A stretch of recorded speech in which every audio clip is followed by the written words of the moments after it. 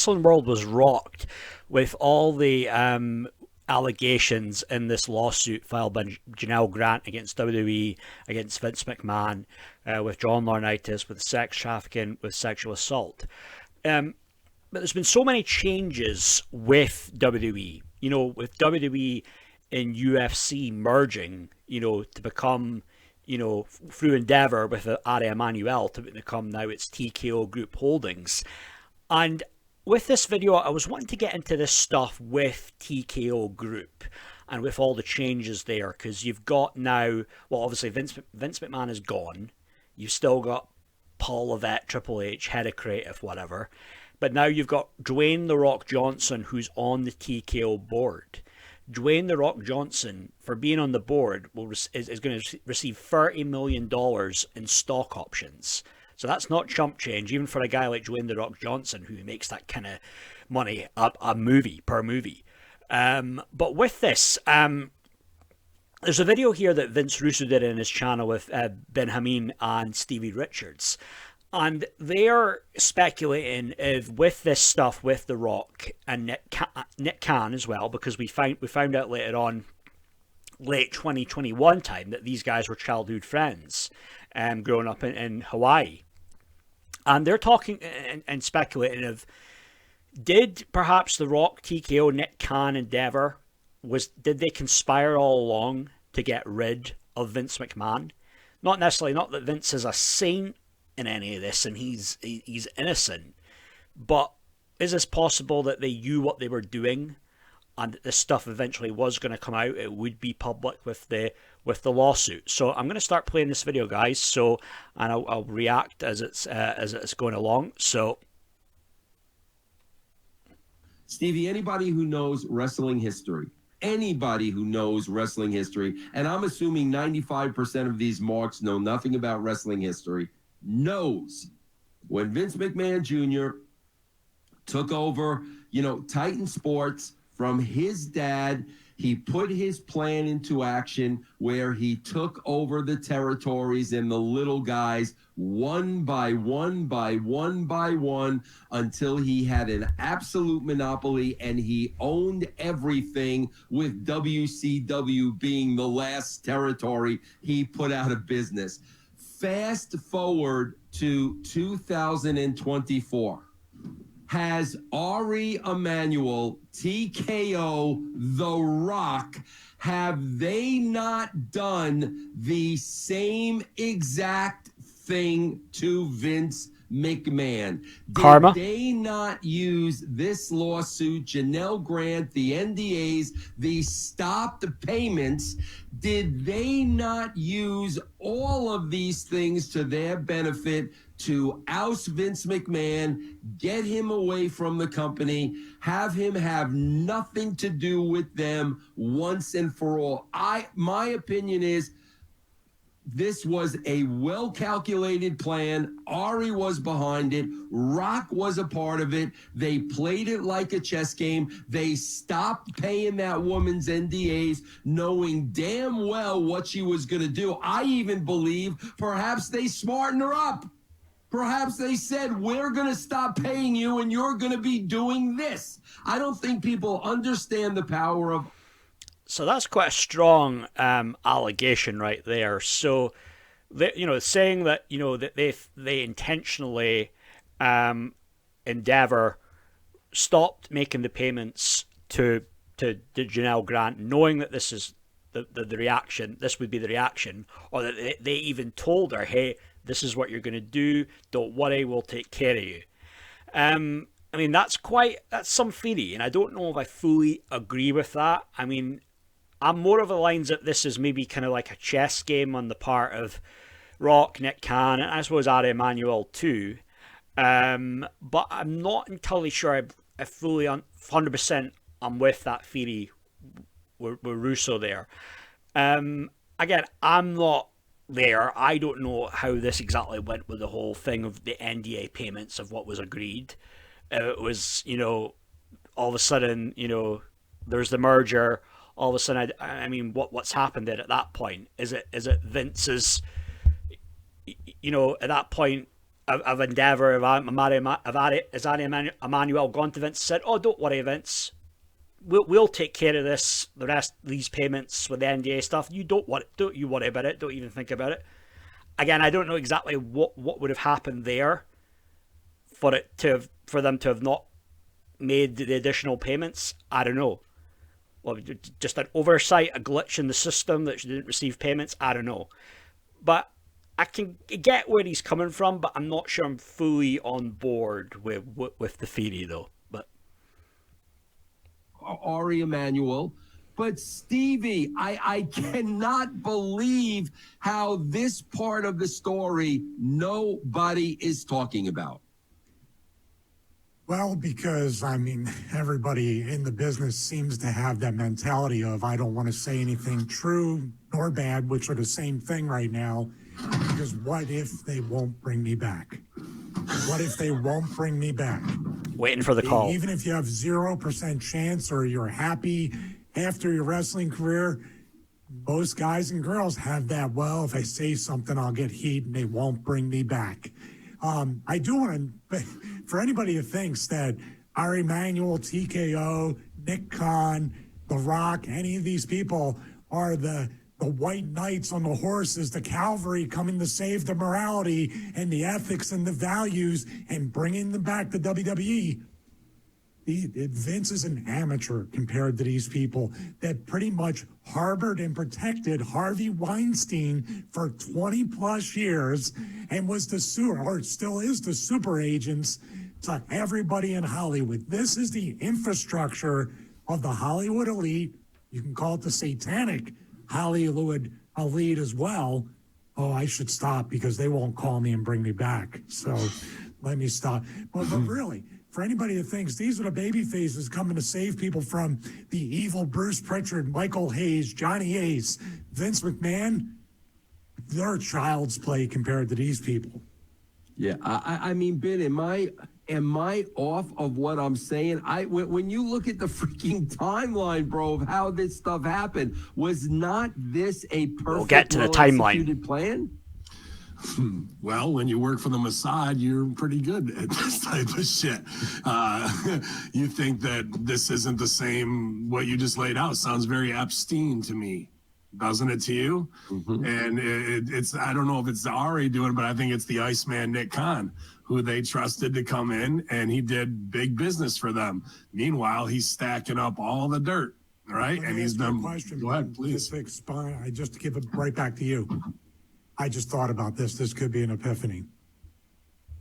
Ari Emanuel's known Vince McMahon for 20 plus years. Was Ari the one that 20-year friendship Nick Khan go to WWE and for Vince to hire Nick Khan? Could this have been going even further back than we could even know? Yeah, I don't doubt any of that right there, bro. There's no just, oh, he just happens to be The Rock's friend and his sister's on his show as the head runner, and he just happens to be The Rock's agent, and they just happen to buy the XFL, and they just happen to do this, and they just, this is all well calculated, especially what an Epstein does. I think he's partially right here. Get all of these heads of state together for sexual proclivity blackmail, and then when you can't get him or he's not going to step down, you want them out, you're going to ruin that person, right? And ruin their legacy and everything and everyone around them. And then there's anonymous wrestlers. Now, that was like, we've got a quote from an anonymous wrestler. That was my favorite dumb, stupid-ass dirtbag thing of the weekend from the dirt sheets. Well, you could put any quote out there and say it's from Anonymous right now, or QAnon, and to say that Triple H has his own NDAs possibly on the way. They're going to let somebody captain the ship till we get till WrestleMania, and then more and more is going to drop out as they got to clean out all the old guard and the fucking rings come off, and those stories hit too. And I wouldn't doubt, based on the way these ops work, I don't want to call them psyops, revenge ops, or to take people down, that if they're doing this level of crazy shit in 2020 and everybody's got a phone, they've got tapes. Whether it's sending piss tapes to Brock, that those fucking, not even tapes, right? The files on your phone. that they've got these phones cloned, that the feds took them and they got this type of stuff, and they're just waiting in a very frazzle drip kind of way to drop this fucking stuff on them when the time is right. And I wouldn't doubt. So there you have it. I mean, some pretty, some of those theories, I mean, I think I can see where they're coming from. And I do partially agree with all three guys, Ben Hameen, Stevie Richards, and Vince Russo. The whole thing of it being a plan all along, that Ari Emanuel was the one that recommended Nick Khan to Vince. I don't know about that, but I will get into that on my own theory with that. I mean, the stuff with WWE, I mean, we'd heard rumors before the stuff came out about McMahon and the NDAs in 2022. We'd heard the stories about WWE potentially selling to Disney. Disney seemed to be the big one that people thought that they were going to sell. They were going to end up selling. They would sell the company to Disney. Later on, after the stuff with McMahon initially, they came out, the stuff about the NDA, the payment, the paralegal. There was talk that Vince was going to sell to the Saudis. But is it possible that Ari Emanuel was angling for this with, the merger of WWE and UFC? Was that in his mind all along? Maybe that was, he had been thinking of that for, businessmen are shrewd. They're calculated. They plan things ahead, way ahead. So it's possible. But I again, Ben Hameen was getting to the stuff of, questioning the whole story narrative about Rock and Nick Khan and their background, whether it's true that they are childhood friends. And yeah, there's definitely some questions there to be asked. Absolutely. I get that. I feel it's more of like a Rock Nick Khan thing personally than like a Rock Nick Khan Ari Emanuel thing. But I'll get into the stuff, with Rock and Nick Khan. So, I mean, the timing of this, you've got to look at here the timeline, and I'll go through this stuff here now. It was August the 3rd, 2020, and what comes out? That Dwayne "The Rock" Johnson, and it was a consortium group, agreed to buy the XFL for $15 million. So the XFL, going back to XFL, was the football league that Vince McMahon created. It started initially going back to February in 2001, and I think it was only then around for a year, and then it was winding down. The ratings were really bad and low, and then they dropped it. But then Vince McMahon was so persistent about wanting his bloody football league, that was never going to compete with NFL. It was always going to be, again, I'm not a big football guy, but it's like what we say in Scotland, it would be just like a Diddy football league, a low-level league. But, I mean, he was perhaps unfortunate with launching it. And then what happens in 2020 in March? Boom. COVID hits. And then what had happened? So the XFL declared Chapter 11 bankruptcy April 13th. So you're talking only 4 or 5 weeks after COVID. And they were seeking a buyer for the past 3 months, marketing itself as a made-for-TV product that could transition as early as 2021 to a bubble concept during the pandemic. Johnson and his investors, who include his business partner Danny Garcia, his ex-wife, along with Redbird Capital Partners. So this was the 3rd of August that this came out, that The Rock is buying XFL from his old boss, Vince McMahon.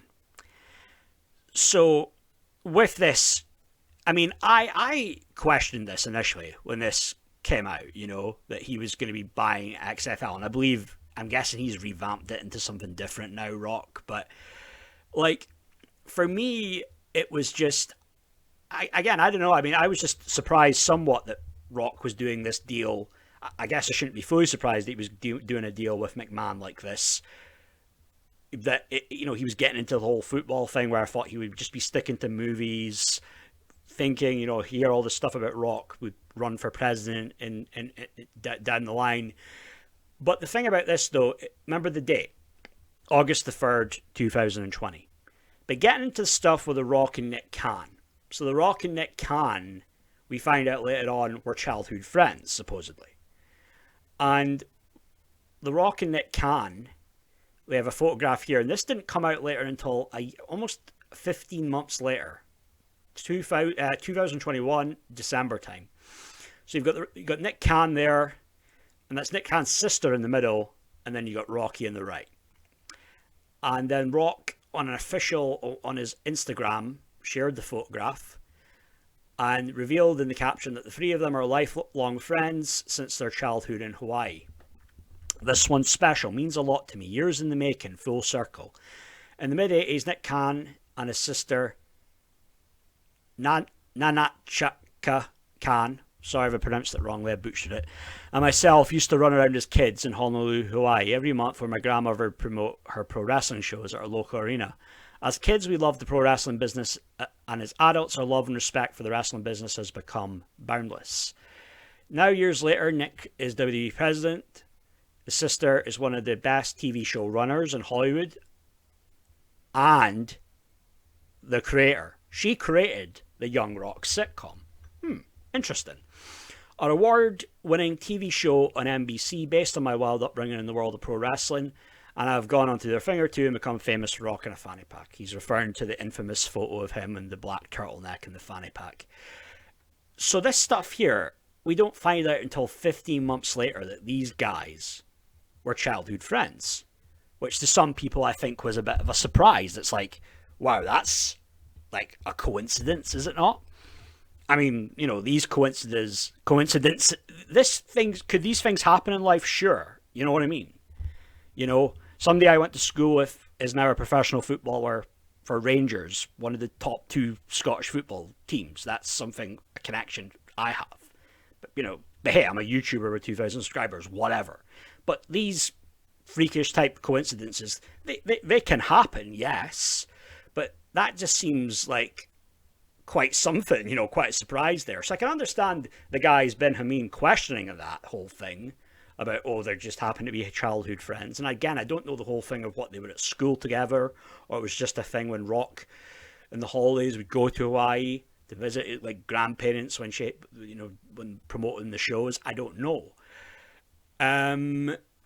But yeah, I mean, so an interesting thing with Nick Khan, I was watching Nick Khan on that show on CNBC, and when Rock was there and Ari Emanuel, Nick Khan sounded awful like The Rock to me. His voice and accent sounded quite similar, and I don't know, American list watchers, you can tell me. The way Rock talks, is that like a Hawaii type accent, or is that like a Florida type accent? Because I guess he hasn't really got like an official accent, has he, Rock? Because he moved about all throughout his childhood, different schools. I don't know if he's got an exact type of accent, but please let me know if that isn't a certain type of accent people have in Hawaii, Florida, you know, whatever. But with Nick Khan, I mean, his background was that, you know, I mean, the whole thing with Nick Khan, I guess he was a wrestling fan too. There's the whole thing that he was an usher in WrestleMania 9 in Las Vegas. And he grew up, he was living in Las Vegas. That's the whole thing, the story, that Nick Khan was in Las Vegas. I haven't heard anything about him being in Hawaii, not from his Wikipedia. Anyway, and that he was on the Wheel of Fortune. He won 16 grand in 2000. He used that to pay for exams to become a lawyer, the bar examination or whatever. But then he was an agent, a big agent in Hollywood, doing deals for top guys like Tim Tebow and other big athletes. Athletes that are big in America. I'm a bit ignorant to the top athletes in football and basketball and baseball and all that. But then he comes in, and this is where it gets quite interesting to me, right? So Rock agrees to buy XFL for $50 million, 3rd of August. But now we get to August the 5th, 2020, just 2 days later. Nick Khan leaves CAA to become WWE President and Chief Revenue Officer. Just 2 days after The Rock agrees to buy the XFL from Vince. Top CAA agent Nick Khan, who is the co-head of television, is departing the agency to join top client WWE as President and Chief Revenue Officer, reporting directly to WWE Chairman and CEO Vince McMahon. And yeah, so I mean, you know, something to me, I mean, the timing of this, you know what I mean, with, you know, with Nick Khan, I mean, just 2 days after his childhood friend buys XFL, he goes to work for the company that his childhood friend bought XFL off of. It's like the timing of that to me is awful suspect, you know? And then it only being revealed 15 months later that The Rock and Nick Khan are supposedly childhood friends is a little bit questionable too.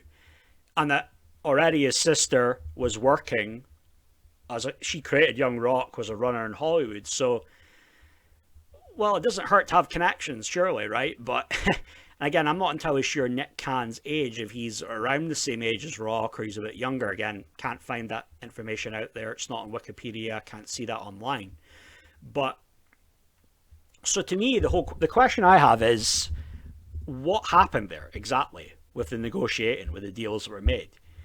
To me, what I think might have happened was that, you know, the agreement was that, hey, that Rock said to Vince, hey, if you want me to keep your dream of having a football league alive, how about if I buy this off you for now, and then I'll buy it though on the condition that you bring in my childhood friend into the WWE.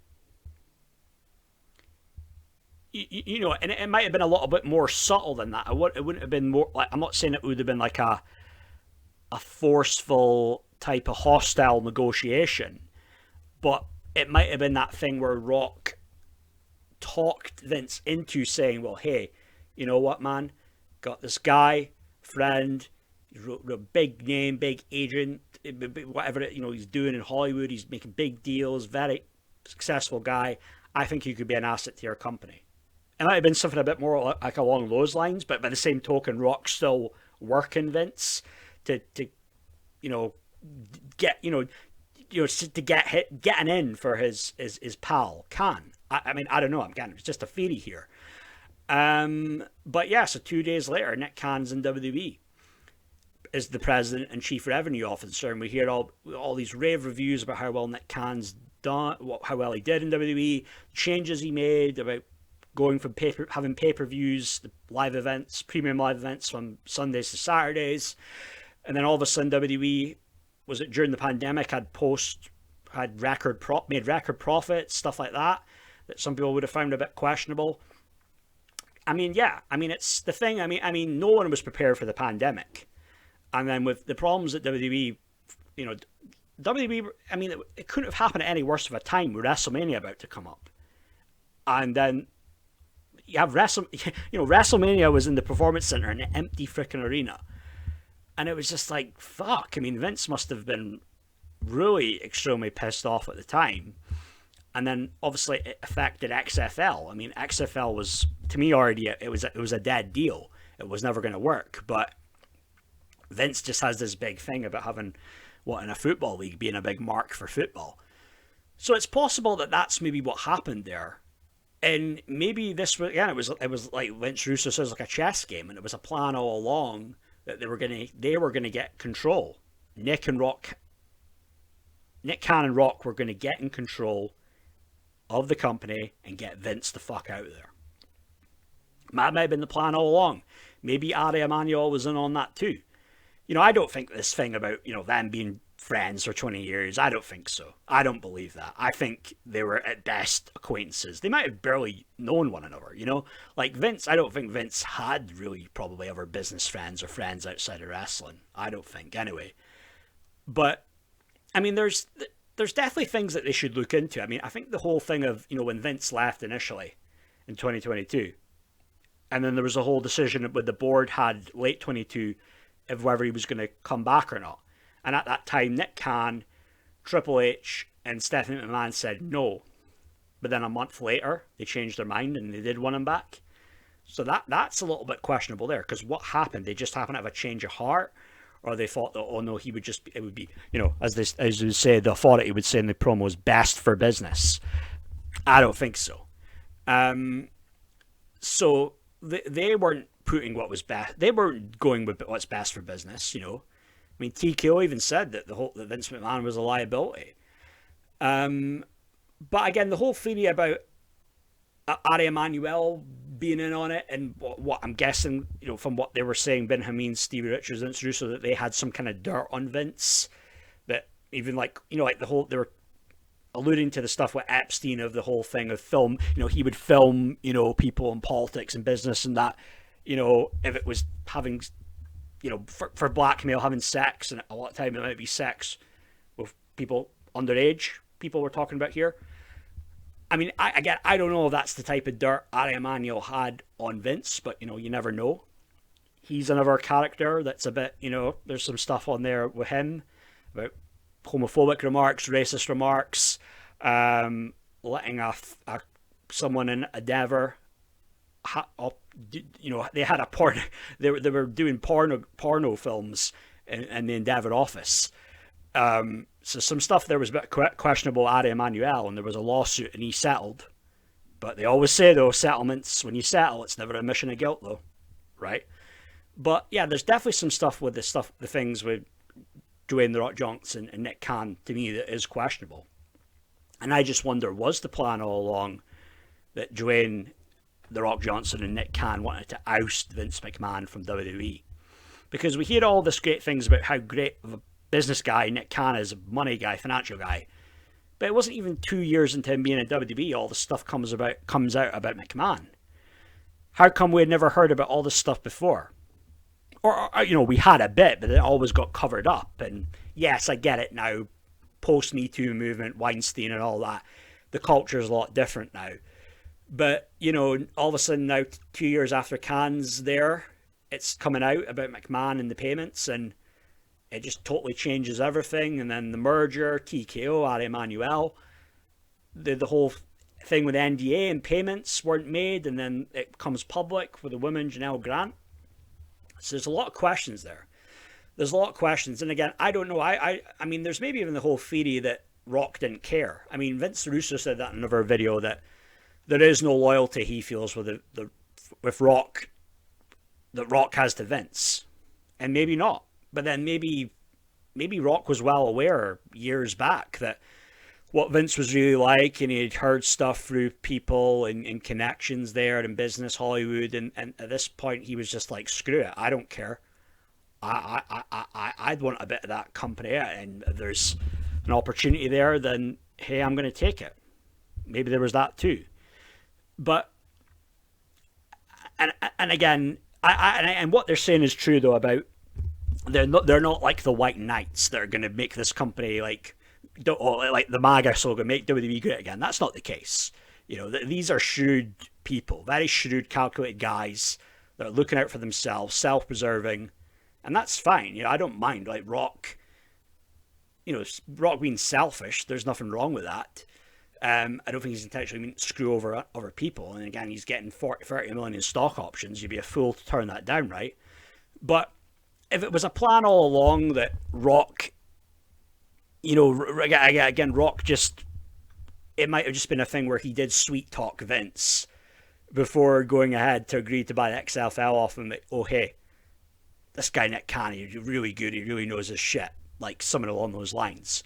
But they could have been scheming all along that having this dirt on McMahon with stuff, what he's like, and thinking to themselves, we're gonna get the control here eventually. We're gonna take over this place. It could have gone down that way.